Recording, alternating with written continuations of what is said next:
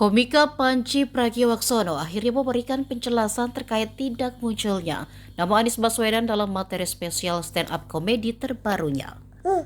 Tayangan yang dirilis di Netflix itu menuai perhatian publik dan memunculkan tudingan bahwa Panji bersikap pilih kasih. Bermula dari menyindir fisik wakil Presiden Gibran Rakabuming, berujung pertanyaan publik soal dirinya yang memang sentimen terhadap putra Jokowi itu. Panji menegaskan dirinya justru termasuk pihak yang paling sering mengkritik Anies.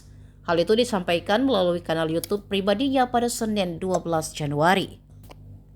Ia meminta publik melihat kembali jejak digitalnya termasuk berbagai konten yang membahas kinerja Anies saat menjabat Gubernur DKI Jakarta. Panji bahkan mengaku pernah membuat video khusus yang mengulas satu periode kepemimpinan Anies secara menyeluruh. Dalam konten tersebut ia membahas sejumlah isu mulai dari dugaan korupsi, polemik Formula E hingga program DP 0%. Karena itu Panji menilai anggapan bahwa dirinya tidak pernah mengkritik Anies sebagai tuduhan yang tidak berdasar. Soal nama Anies yang tidak masuk dalam materinya, ia menjelaskan dikarenakan sosok lawan Prabowo di Pilpres 2024 tersebut tidak sedang memegang jabatan apapun. Namun ada pengecualian terkait nama Joko Widodo, Teddy Minahasa, dan Dharma Pongrekun. Meski tidak lagi menjabat, ketiganya tetap diangkat karena memiliki konteks khusus.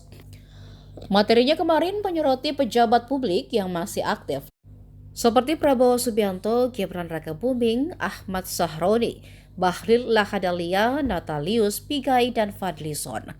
Menurut Panji, para pejabat tersebut layak dikritik karena menjalankan tugas dengan menggunakan uang pajak rakyat.